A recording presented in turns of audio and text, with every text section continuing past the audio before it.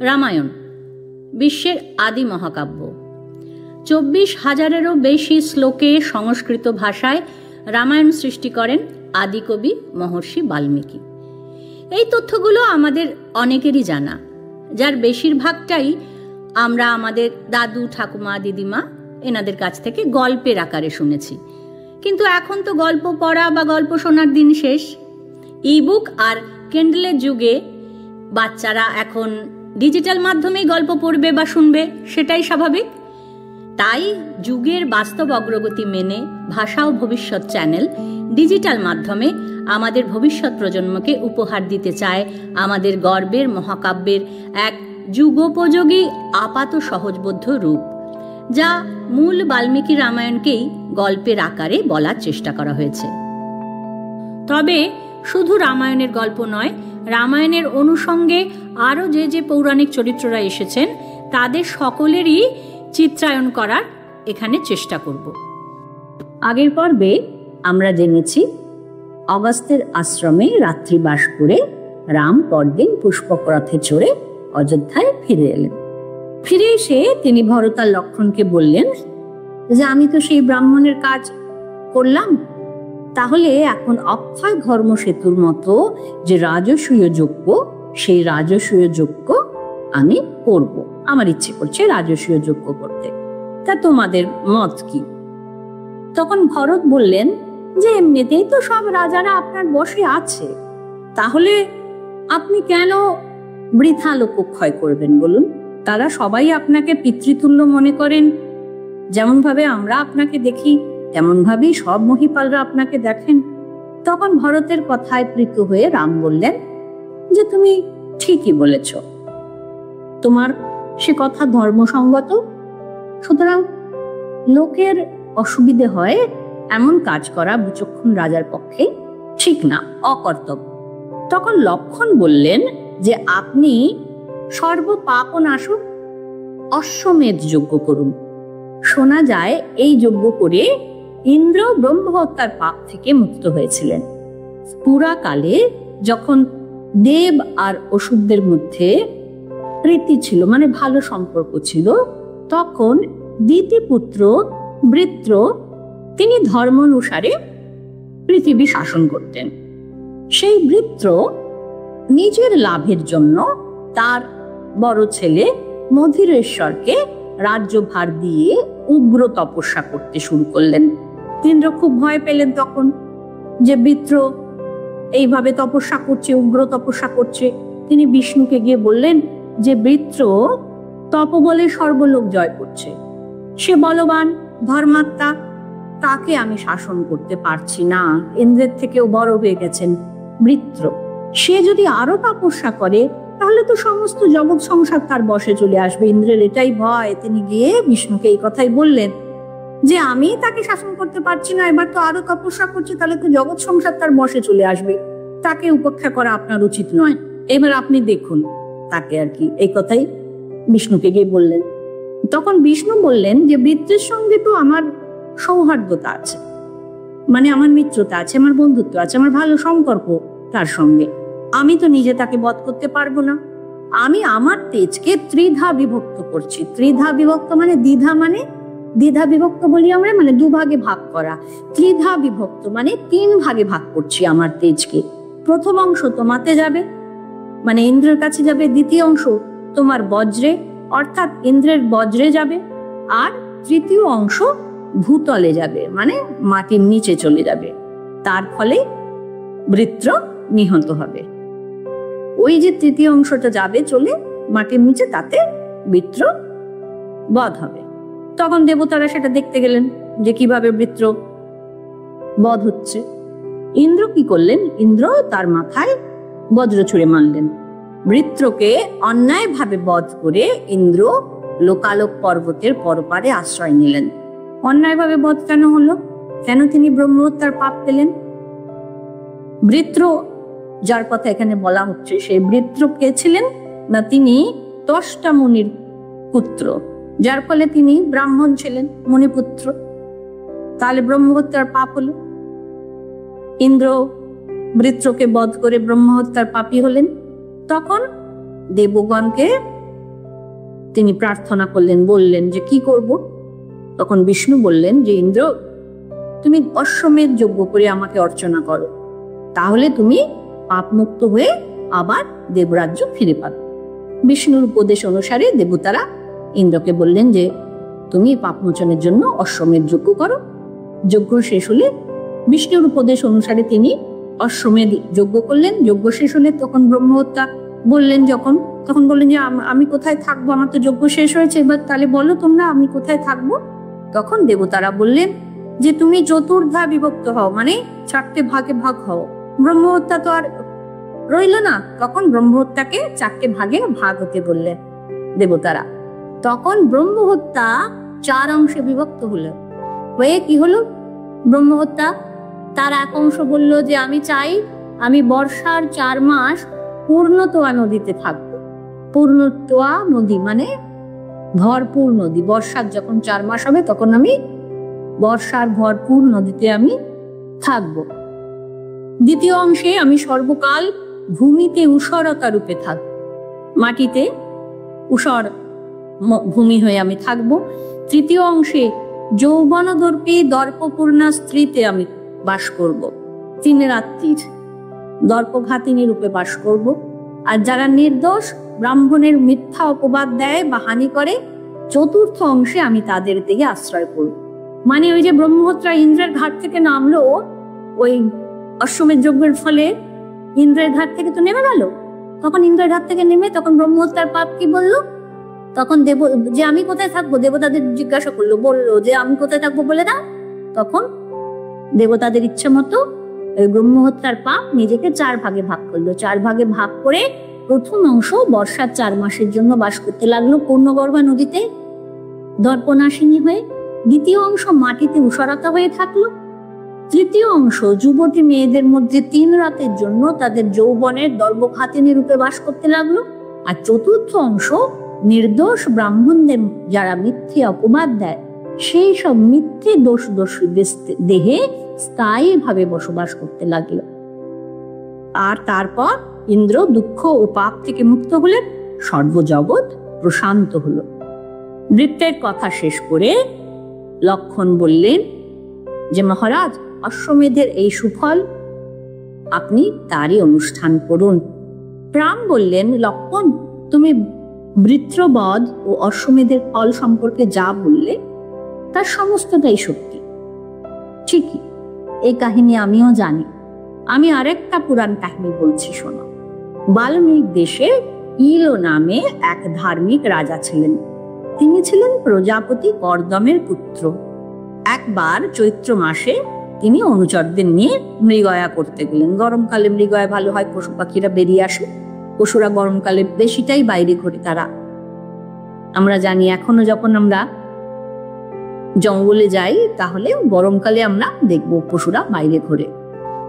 প্রচুর প্রচুর হরিণ মেরেছে, প্রচুর হরিণ ঘুরছে, ফটাফট মেরেছে, কিন্তু তাতেও তার তৃপ্তি হয়নি। এইভাবে ঘুরতে ঘুরতে তিনি কার্তিকেয়র জন্মস্থানে গিয়ে উপস্থিত হলেন। ভুল করে এক বিচিত্র বাগানে উপস্থিত হলেন। সেই বাগানে পার্বতী আর মহাদেব বিচরণ করছিলেন। আর পার্বতীর মনোরঞ্জনের জন্য ভগবান শিব তখন স্ত্রী রূপে ছিলেন। আর সেই বনে যত প্রাণী, যত গাছ, সবই স্ত্রী রূপে ছিল। তার ফলে কি হলো? রাজা ইল আর তার অনুচর সবাই সেখানে নারী রূপ লাভ করলেন। তখন ইল খুব দুঃখ পেলেন, ভীষণ দুঃখে রাজা নারী রূপ ধারণ করেছেন, ফিরে যেতে পারছেন না। তখন তিনি মহাদেবের শরণাপন্ন হলেন যে আমার এই অবস্থা থেকে তুমি উদ্ধার করো। মহাদেব হেসে বললেন যে তুমি পুরুষত্ব ছাড়া যে কোনো বর চাও আমি দিতে পারি। তখন রাজা আবার পার্বতীর কাছে গেলেন, বললেন মা তুমি কৃপা করো। তখন পার্বতী বললেন রুদ্র তো তোমাকে অর্ধেক বর দিয়েই দিয়েছে, আমি আরেক অর্ধেক দিচ্ছি। ইলো বললেন দেবী, তবে আমি যেন 1 মাস স্ত্রী রূপে থাকি আর তার পরের মাসে পুরুষ মূর্তি পাই। তখন পার্বতী বললেন যে আচ্ছা তাই হবে। যখন তুমি পুরুষ রূপ ভাব পাবে তখন স্ত্রী ভাব তোমার মনে থাকবে না, আবার যখন তুমি স্ত্রী হবে তখন তুমি পুরুষ ভাব ভুলে যাবে। তারপর থেকে রাজা ইলো 1 মাস পুরুষ আর 1 মাস ত্রৈলোক্য সুন্দরী নারীর রূপ ধারণ করতে লাগলেন। প্রথম মাসে ইলো তার অনুচরদের সঙ্গে স্ত্রী রূপে অরণ্যে বিচরণ করছে। সেই সময়তে এক সরোবরের মধ্যে চন্দ্রপুত্র বুধ তপস্যায় মগ্ন ছিলেন। স্ত্রী রূপিণী ইলো, তার তখন নাম হলো ইলা, কারণ যেহেতু সে স্ত্রী। সেই ইলাকে দেখে বুধ একেবারে ইলার সৌন্দর্যে মোহিত হয়ে গেলেন, বিস্মিত হয়ে গেলেন। ইলাকে দেখে মুগ্ধ হয়ে বুধ জল থেকে উঠে তার সহচরীদের জিজ্ঞাসা করলেন যে অসামান্য সুন্দরী নারীটি কে? তার সহচরীরা বললেন, ইনি আমাদের অধীশ্বরী, এর পত্নী। বুধ তখন তার আবর্তনী বিদ্যার প্রভাবে ইলার ইতিহাস জানতে পারলেন। তার সহচরীদের বললেন যে তোমরা ওই পাহাড়ের কাছে কিংপুরুষী হয়ে ফলমূল খেয়ে বাস করো, এই কিংপুরুষরা তোমাদের ভর্তা হবে। সহচরীরা চলে গেলে বুধ তখন ইলার কাছে গেলেন। ইলাকে গিয়ে বললেন যে আমি সোমের প্রিয় পুত্র, চাঁদের পুত্র বুধ। সোম হলেন চাঁদ, চাঁদের পুত্র আমি বুধ, তুমি আমাকে ভজনা করো। ইলা উত্তর দিলেন, সৌম্য, আমি স্বাধীনা, আমি তোমার বশেই থাকবো, তুমি যেমন ইচ্ছা আমাকে আজ্ঞা করো। বুধ খুব আনন্দিত, ইলার সঙ্গে থাকতে লাগলেন। কিন্তু 1টি মাসই তো তিনি স্ত্রী রূপে থাকবেন। 1 মাস তো ক্ষণকাল, বৈশাখ মাস ক্ষণকাল। এইবার বৈশাখ মাস তো চলে গেছে, আর তো ইলা নেই, সে তো ইলো হয়ে গেছে। যেই তিনি রাজা হয়ে গেছেন, রাজা ইল, তখন তো তিনি সব ভুলে গেছেন। তিনি দেখছেন যে সোমপুত্র বুধ তিনি সরোবরের মধ্যে তপস্যা করছেন, আর ইলো তো তখন তার স্ত্রী ভাব ভুলে গেছেন। তিনি বুধকে জিজ্ঞাসা করলেন যে ভগবান, আমি এই দুর্গম পার্বত্য প্রদেশে এসেছিলাম, কিন্তু আমার অনুচররা কোথায় গেল? তাদের আমি খুঁজে পাচ্ছি না। বুধ তখন বললেন যে তোমার ভৃত্যরা প্রচন্ড শিলাবৃষ্টিতে নিহত হয়েছে, তুমিও এখানে বর্ষার ভয়ে এখানে আশ্রয় নিয়েছিলে, নিদ্রিত ছিল। এইবার যাও, তুমি গিয়ে আশ্রমে বাস করো। অনুচরদের মৃত্যু সংবাদ শুনে খুব দুঃখিত হয়ে ইলো বললেন, আমি নিজের রাজ্য আর পত্নী ত্যাগ করে এখানে আর একটুও থাকতে চাই না, আপনি আমাকে ফিরে যাবার আজ্ঞা দিন। আমি যদি না যাই তাহলে আমার জ্যেষ্ঠ পুত্র শশবিন্দু রাজ্য অধিকার করবে। বুধ তখন সান্ত্বনা দিয়ে বললেন যে মহারাজ, তুমি দুঃখিত হয়েও না, এখানে থাকো, আমি 1 বছর পরেই তোমার হিত সাধন করব। ব্রহ্মবাদী বুধের কথা শুনে রাজা ইলো সেই আশ্রমেই থেকে গেলেন। আবার তিনি ওই 1 মাস স্ত্রী 1 মাস পুরুষ এই মূর্তিতে তিনি কাল যাপন করতে লাগলেন। এই করে করে তিনি যখন 9ম মাসে এলেন, তখন ওই 9ম মাসে ইলা রূপে তিনি এক পুত্র প্রসব করেছিলেন। সেই পুত্রের নাম পুরুরুবা। সেই পুত্রকে বুধের হাতে তিনি দিলেন। দিয়ে আবার 1 বছর বাদে ইলো পুরুষত্ব ফিরে পেলেন। ধীমান বুধ সংবর্ত, চ্যাবন, অরিষ্টনেমি, প্রমোদন ও দুর্বাসা এই কজন সুহৃদকে আহ্বান করলেন, মানে এই বন্ধুদেরকে ডেকে পাঠালেন। ডেকে পাঠিয়ে তাদের এই বন্ধুদের সামনে বললেন যে এই মহাবাহু রাজা ইলো প্রজাপতি কর্দমের পুত্র, তোমরা জানো এর ইতিহাস, এইবার বলো তোমরা, যাতে ভালো হয় সেই বিধান তোমরা দাও। এমন সময় পুলস্ত্য প্রভৃতি কয়েকজন ঋষির সঙ্গে প্রজাপতি কর্দম সেখানে এলেন। কর্দম তখন বললেন, এই রাজার যাতে মঙ্গল হয় সেই কথা বলছি, শোনো। ভগবান শিব ছাড়া এর সংকট কেউ মোচন করতে পারবেন না। অশ্বমেধ যজ্ঞের চেয়ে তার প্রিয় আর কেউ নেই, আর কিছুই নেই তার প্রিয়। সুতরাং আমরা রাজার হিতার্থে সেই অশ্বমেধ যজ্ঞ করব। বুধের আশ্রমের কাছে সংবর্তের শিষ্য রাজর্ষি মরুত্ব অশ্বমেধ যজ্ঞের আয়োজন করলেন। যজ্ঞ শেষে মহাদেব প্রীত হয়ে ইলোকে পুরুষত্ব দান করলেন। রাজা ইলো জ্যেষ্ঠ পিতৃ শশবিন্দুকে বল্মিক রাজ্য ছেড়ে দিয়ে মধ্যদেশে প্রতিষ্ঠান নামে নগরে স্থাপন করলেন, সেইখানে রাজত্ব করতে লাগলেন। কালক্রমে তিনি ব্রহ্মলোক লাভ করেন, তখন পুরুরুবা প্রতিষ্ঠানের রাজা হলেন। লক্ষণকে এই কাহিনী শুনিয়ে রাম বললেন যে অশ্বমেধের এমনই প্রভাব যে এই যজ্ঞের ফলে মহারাজ ইলো স্ত্রীত্ব ত্যাগ করে পৌরুষ লাভ করেছিলেন। বুঝেছ লক্ষণ? এই অশ্বমেধ যজ্ঞ মহাদেবের পরম প্রিয়। এইবার বশিষ্ঠ, বামদেব, জাবালি, কশ্যপ এই কজন, এরা যারা অশ্বমেধ যজ্ঞের এক্সপার্ট, এই রকম ব্রাহ্মণ এদেরকে ডেকে আনলেন রাম এদেরকে ডেকে তার ইচ্ছার কথা জানালেন যে তোমরা তো আগে অনেক অশ্বমেধ যজ্ঞ করেছো।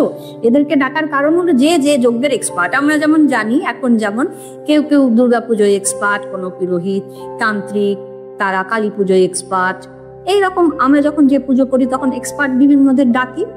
সেই রকম রামচন্দ্র এই এক্সপার্টদের ডাকলেন যারা অশ্বমেধ যজ্ঞ করতে পটু। তারা রামের সংকল্প শুনে খুব আনন্দিত হলেন এবং বৃষধ্বজের উদ্দেশ্যে, বৃষধ্বজ মানে মহাদেব, বৃষধ্বজের উদ্দেশ্যে প্রণাম করে অশ্বমেধের বহু প্রশংসা করলেন। আর কি তারা বললেন যে হ্যাঁ অশ্বমেধ যজ্ঞ খুব ভালো, খুব আনন্দ পেয়েছে তারা। তাদের সম্মতি জেনে রাম লক্ষ্মণকে আজ্ঞা দিলেন যে তুমি সুগ্রীবের কাছে দূত পাঠাও, একটা যজ্ঞ করছি আমি, সে বানরদের নিয়ে আসুক, যজ্ঞের উৎসব উপভোগ করুক।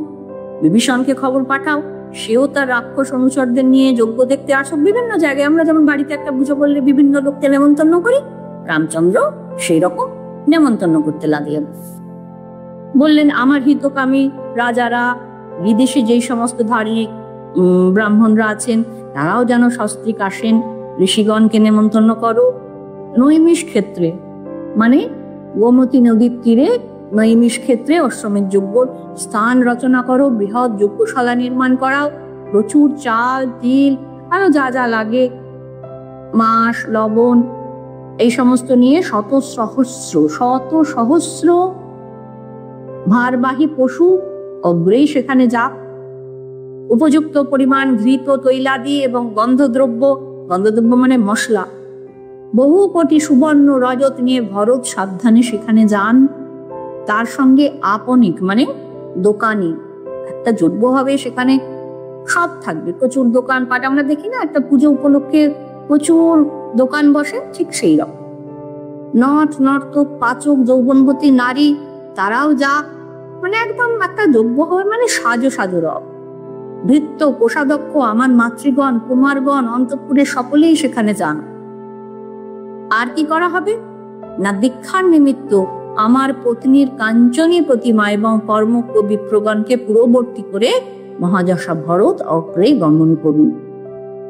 আমার পত্নীর কাঞ্চনী প্রতিমা, সীতার সোনা দিয়ে, কাঞ্চনী প্রতিমা সোনা দিয়ে একটি সীতা তৈরি করা হোক, ভরত সেখানে গিয়ে এই সমস্ত কাজকর্মগুলো করুন।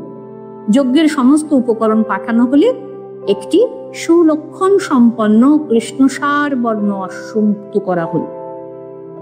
সমস্ত যজ্ঞের উপকরণ সম্পন্ন, সব সাজগোজ সম্পন্ন হলে একটি সুলক্ষণ সম্পন্ন কৃষ্ণসার বর্ণ মানে কালো রঙের একটি ঘোড়া সেখানে নিয়ে যাওয়া হলো।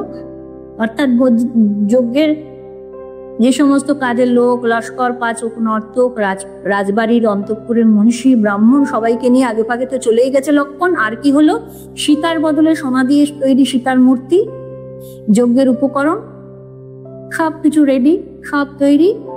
নেমন্তন্ন পেয়ে ছুটে এসে কাজে লাগলো সবাই সদল বলে। সুগ্রীব, বিভীষণ সবাই চলে এসেছে। মুনিরা বললেন ইন্দ্র, যম, চন্দ্র, বরুণ তারাও সবাই যজ্ঞে আসুন। এত ভালো যজ্ঞ তো তারা কখনো দেখেননি। স্বর্গ থেকে সব ধ্যানের বিরাট বহর দেখে বুঝতেই পারছে সকলেই রামকে সাধু সাধু করছে, রামের জয়ধ্বনি দিচ্ছে। তারা বলছে যে এরকম যজ্ঞ আমরা কখনো আগে দেখিনি, এত ভুরি ভুরি দান হয়েছে, এই রকম এত দান আমরা কখনো দেখিনি। 1 বছরের বেশি এই যজ্ঞ হতে লাগলো। একটা কালো ঘোড়াকে তো আগেই ছেড়ে দেওয়া হয়েছে, সেই ঘোড়া যাচ্ছে বিভিন্ন রাজ্যের উপর দিয়ে। আশ্চর্য আয়োজন হয়েছে এখানে। রাম সসৈন্য যজ্ঞস্থানে গিয়ে দেখলেন যে হ্যাঁ, সমস্ত আয়োজন সম্পূর্ণ।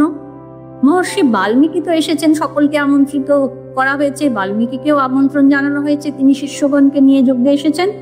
ঋষিগণের জন্য যে বাসস্থান নির্দিষ্ট ছিল সেখানেই তিনি একটি কুটিরে আশ্রয় গ্রহণ করেছেন।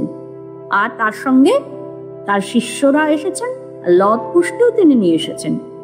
বললেন তোমাদের ঋষিদের যে আবাস, ব্রাহ্মণদের যে গৃহ,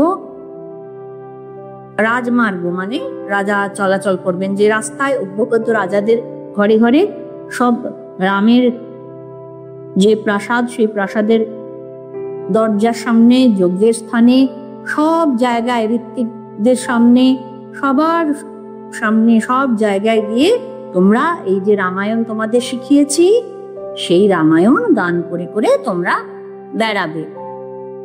বাল্মীকি তো আগেই শিখিয়েছিলেন লাভ কুশকে রামায়ণ গান, যতখানি লেখা হয়েছিল তার রামায়ণ সবটাই তো তিনি শিখিয়েছিলেন।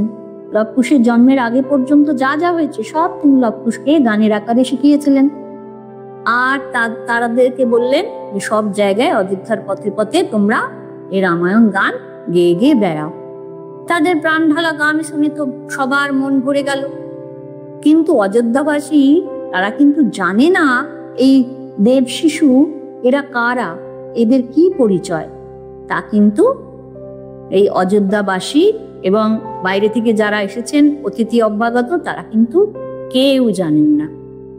তারা শুধু ফলমূল খায়, ঘুরে বেড়ায় আর ওই গান শোনায়। অতিথি অভ্যাগত সবের মাঝখানে গিয়ে তারা গান শোনায়। আর বাল্মীকি তাদের বলে দিয়েছেন যে রোজ তোমরা 20টা করে সর্ব গান করবে, কিন্তু তোমরা কখনো ধনের লোভ করো না। তোমরা আশ্রমবাসী, তোমরা শুধু ফলমূল খেয়ে থাকো, তোমাদের ধনের কি দরকার? আর রাম যদি প্রশ্ন করেন যে তোমরা কার ছেলে, তোমরা বলবে আমরা বাল্মীকির শিষ্য। এই বলে তারা বিনা হাতে নিয়ে রাস্তায় বেরিয়ে গেছে। আর তারা ওই গান শোনায়। কি শোনায় না, তাদেরকে বলে দিয়েছেন বাল্মীকি যে ওই কাব্যের আদি থেকে তোমরা গান করবে। রাম ধর্ম তো সকলের পিতা, তাকে অসম্মান করবে না। ভোর হলে লব কুশ স্নান করে হোম করে বাল্মীকির উপদেশ অনুসারে নানা জায়গায় গান করতে লাগলো। রাম সেই গিরি বালকের মুখে গান শুনে একদম মোহিত হয়ে গেলেন। অপূর্ব গান। আর সভায় যারা যারা আছে সবাইকে তিনি এই গান শোনাতে বললেন। ঋষি, রাজা, শাস্ত্রজ্ঞ, পণ্ডিত সবাইকার সামনে তিনি ওই গায়কদের আনলেন, এনে সবাইকে তিনি গান শোনাতে বললেন। এইবার সবাই দেখছে যে এদেরকে কেমন যেন রামের মতো দেখতে। যারা উপস্থিত মুনিরা রয়েছেন, রাজারা রয়েছেন, সবাই তারা বারবার করে চোখ দিয়ে দেখছেন, বলছেন যে এদেরকে কেমন যেন রামের মতো দেখতে। যেমন প্রতিবিম্ব হয় অবিকল ছবি, ঠিক সেই রকম প্রতিবিম্বে দাঁড়িয়ে, আয়নায় দাঁড়িয়ে যেমন অবিকল দেখা, ঠিক সেই রকম। এরা যদি জটা বলকলধারী না হতো তাহলে কিন্তু আমরা রামের সঙ্গে এই দুই গায়কের প্রভেদ বুঝতে পারতাম না। যারা দেখছেন ওইখানে সবাই উপস্থিত আছেন তারা নিজেদের মধ্যে এটা বলা বলি করছে। লাভ কুশ তো প্রথম থেকে 20টা স্বর্গ বলেছেন গাইতে বাল্মীকি, যে রোজ তোমরা 20টা করে গাইবে। ওরা 20টাই গাইবে। এবার রাম ভাইদের বললেন যে দেখো এদের 18 সহস্র সুবর্ণ আর কি চায় সেই সব দিয়ে দাও। লব কুশ কিন্তু অর্থ নিলেন না। না, আমার তো এসে প্রয়োজন নেই, অর্থের প্রয়োজন নেই, আমরা ফলমূল বুঝি, বনবাসী, আমরা অর্থ নেব না। এই কথা শুনে সবাই বিস্মিত হয়ে গেল। তবে বলছে বাবা, এইটুকুটুকু ছোট ছোট বাচ্চা তারা এই কথা বলছে, 28,000 সোনার মুগট দিচ্ছে, তারা বলছে না আমরা নেব না। সবাই খুব বিস্মিত হয়ে গেছে। বলছে আমরা ফলমূল খাই, তপস্যা করি, মুগট দিয়ে আমরা কি করব? বাল্মীকি যেমন শিখিয়ে দিয়েছে তেমনি কথা। তখন রাম জিজ্ঞেস করছেন যে এই কাব্য কত বড়? তোমরা তো 20টা বলছো, আর কত বড়? আর কে, কোন মুনি রচয়িতা, তিনি কোথায় থাকেন? তখন লব কুশ উত্তর দিলেন যে আমাদের গুরু ভগবান বাল্মীকি এর রচয়িতা, তিনি এই যজ্ঞে এসেছেন। এর 24 সহস্র শ্লোক, 24,000 শ্লোক, 100 গল্প, আদিকাণ্ড থেকে 6 কাণ্ডে, আর তাছাড়া উত্তরকাণ্ড আছে। আপনার জীবনের সমস্ত ঘটনা এতে বর্ণিত হয়েছে। যেমন যেমন বাল্মীকি শিখিয়ে দিয়েছেন ঠিক তেমনি ভাবে এই দুই ভাই উত্তর দিল। যজ্ঞে যে সমস্ত মুনিরা এসেছিলেন, আরো যারা যারা অতিথিরা এসেছিলেন, তাদের সঙ্গে রাম বহুদিন ধরে এই রামায়ণ গান শুনলেন। তার বিশ্বাস হলো যে লব কুশ তারই পুত্র, সীতারই পুত্র। তিনি এটি মনে প্রাণে জানলেন, বুঝলেন। রামচন্দ্রের যে সমস্ত দূতরা ছিলেন, ভালো যারা ছিলেন, তাদেরকে তিনি বললেন যে তোমরা ভগবান বাল্মীকির কাছে গিয়ে আমার এই নিবেদন জানাও যে সীতা যদি শুদ্ধচারিণী হন, পাপহীনা হন, তবে যেন তিনি মহামুনির আদেশ নিয়ে আত্মশুদ্ধি করেন। কাল প্রভাতে এই যজ্ঞ সভায় আমার ও সকলের সামনে সীতা শপথ করুন। এই বিষয়ে বাল্মীকির কি মতামত, আচ্ছা সীতারই বা কি ইচ্ছা, তা তোমরা জেনে এসো। বাল্মীকি উত্তর পাঠালেন, রাঘব যা বললেন তাই হবে। সীতাও তাই বললেন যে রামের যা ইচ্ছা সীতা তাই করবেন। রাজদূতদের মুখে এই কথা শুনে রাম খুবই প্লিজড হলেন, হৃষ্ট হলেন। তিনি সভাস্থ সেই সমস্ত ঋষি আর রাজারা ছিলেন, তাদেরকে বললেন যে কালকে সকালে আপনারা সবাই সীতার শপথ শুনবেন এবং অন্য যদি কোনো পরীক্ষা প্রয়োজন বলে মনে করেন তাও কালকে হবে। রামের কথায় সবাই ধন্য ধন্য করলেন। পরদিন রাত গড়িয়ে সকাল হলে রাম যজ্ঞশালায় গিয়ে বশিষ্ঠ, বামদেব, জাবালি, কাশ্যপ, বিশ্বামিত্র, দুর্বাসা, পুলস্ত্য, মার্কণ্ডেয়, ভরদ্বাজ, নারদ, গৌতম প্রভৃতি ঋষিগণকে আহ্বান করলেন, ডাকলেন তাদের। আরো অনেক ঋষি ছিলেন, মহাবল রাক্ষসরা এসেছিলেন, বানররা এসেছিলেন, নানা দেশ থেকে আগত বহু সহস্র ব্রাহ্মণ, ক্ষত্রিয়, বৈশ্য, শূদ্র সবাই সীতার পরীক্ষা দেখবার জন্য কৌতূহলী হয়ে সমবেত হলেন। সমাগত সর্বজন পাষাণবৎ নিশ্চল হয়ে প্রতীক্ষা করছেন শুনে মণিবর বাল্মীকি তাড়াতাড়ি করে সীতাকে নিয়ে উপস্থিত হলেন। সীতা মাথা নিচু করে, হাত জোর করে, জলপূর্ণ চোখে রামকে ধ্যান করতে করতে মহর্ষির পেছন পেছন এসে দাঁড়ালেন। ব্রহ্মার অনুগামিনী বেদবিদ্যার ন্যায় বাল্মীকির পশ্চাতে সীতাকে আসতে দেখে মহান সাধুবাদ উত্থিত হলো। মানে বাল্মীকির পেছনে পেছনে সীতা আসছেন, সেটা দেখে সবাই সাধু সাধু করে উঠল। কিন্তু সীতাকে দেখে সভায় যারা উপস্থিত ছিলেন সবাই শোকে আকুল হয়ে তুমুল কোলাহল করে উঠলেন। কেন? ওনার সীতার রূপ, সীতার অমন সোনার মতন চেহারা, অত সুন্দর রূপ, যেন মূর্তিমতী করুণার মতন, পবিত্রতা স্বরূপিণী, বৈরিক বসনধারিণী তপকৃষ্ট রূপ, দেবলোকের কোনো তপস্বিনী দেখে মনে হয় সীতাকে। সীতাকে দেখে সবাই বিচলিত হয়ে পড়লেন যে এভাবেও কেউ দিন কাটাতে পারে। রাজার মেয়ে, রাজার বউ সর্বস্ব ত্যাগ করে শুধুমাত্র নিজের পবিত্রতাটুকু সম্বল করে শির দ্বারা শক্ত করে তার সত্যনিষ্ঠাকে আঁকড়ে ধরে, রামচন্দ্র সত্যনিষ্ঠ ছিলেন, রামচন্দ্র সত্যনিষ্ঠকে আঁকড়ে ধরে 14 বছর বনবাসে কাটিয়েছেন। কিন্তু সীতা তার সারা জীবন, তার সমস্ত জীবন সত্যনিষ্ঠাকে আঁকড়ে ধরে সমস্ত বঞ্চনা স্বীকার করে নিয়েছিলেন। তার রূপের ছটায় সবাই যেন চাঁদ ঢুকে পড়েছে বলে মনে হলো। এত তার স্নিগ্ধতা, এত তার সূচি সুন্দর চেহারা। বাল্মীকি তার বর্ণনা দিয়েছেন, আমি সে বর্ণনায় যাব না।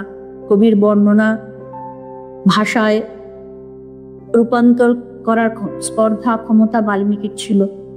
সেই স্নেহময়ী মাতৃমূর্তি শোকে দগ্ধ কিন্তু অবিচলিত। মুনিশ্রেষ্ঠ বাল্মীকি সীতাকে নিয়ে সেই জনসমাগমের মধ্যে প্রবেশ করলেন। তিনি উচ্চারণ করলেন রামের উদ্দেশ্যে, এই সেই পতিব্রতা ধর্মচারিণী সীতা, যাকে অপবাদের ভয়ে, লোকলজ্জার ভয়ে আমার আশ্রমের কাছে পরিত্যাগ করা হয়েছিল। রাম, তুমি লোক অপবাদে ভীত, এখন আজ্ঞা করো সীতা তোমার প্রত্যয় উৎপাদন করছে। সীতাকে তুমি বিশ্বাস করো তো? জানকীর এই যমজ পুত্র তোমারই। আমি প্রচেতার দশম পুত্র, কখনো মিথ্যা বলেছি বলে স্মরণ হয় না। আমি বহু সহস্র বর্ষ তপস্যা করেছি। মৈথিলী যদি দোষযুক্তা হন, তবে সেই তপস্যার ফল যেন আমি ভোগ না করি। আমি পঞ্চ ইন্দ্রিয় এবং মন দ্বারা সীতাকে শুদ্ধচারিণী পতিব্রতা জেনে বনপ্রদেশে তাকে গ্রহণ করেছিলাম। লোক অপবাদে তোমার চিত্ত কলুষিত হয়েছিল, তাই তোমার প্রিয়তমাকে শুদ্ধা জেনেও তুমি ত্যাগ করেছ। সভায় পিন পতনের নিস্তব্ধতা। সভা মধ্যে সীতাকে দেখে রাম হাত জোর করে বাল্মীকিকে বললেন, ধর্মজ্ঞ, আপনি যা বললেন আমি সমস্তই বিশ্বাস করি। পূর্বে লঙ্কায় দেবতাদের সামনে বৈদিকী শপথ করেছিলেন, সেই জন্যই আমি একে রেখে নিয়েছিলাম। কিন্তু লোক অপবাদ বড় প্রবল, তার ভয়ে আমি একে অপাপী জেনেও পুনর্বার ত্যাগ করেছিলাম। আপনি আমাকে ক্ষমা করুন। রামচন্দ্র স্বীকার করছেন যে আমি লোক অপবাদের ভয়ে সীতাকে অপাপী জেনেও আবারও ত্যাগ করেছিলাম। এই যমজ লবকুশ আমার পুত্র, তা আমি জানি। রামচন্দ্র কিন্তু অস্বীকার করছেন না। এইখানেই বাল্মীকির মহত্ব। বাল্মীকি এত সুন্দর রামচন্দ্রের চরিত্র চিত্রণ করেছেন। পরম নিষ্ঠাবান, সিংহাসনের প্রতি নিষ্ঠাবান যতটাই তিনি ছিলেন, ততটাই তিনি সত্যের প্রতি নিষ্ঠাবান ছিলেন।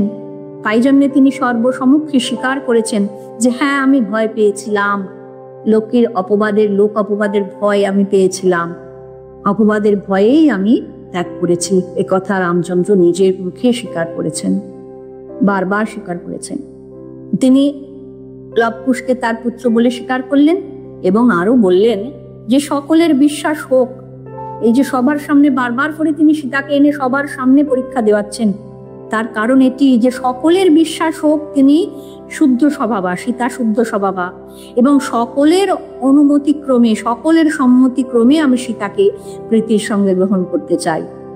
অর্থাৎ রামচন্দ্র বারবার করে সীতার মহত্বকে জনসমক্ষে প্রতিষ্ঠা করেছেন। তিনি বলছেন হ্যাঁ আমি জানি, এর আগেও দেখেছি তিনি বলছেন হ্যাঁ আমি জানি যে সীতা অপাপবিদ্ধা।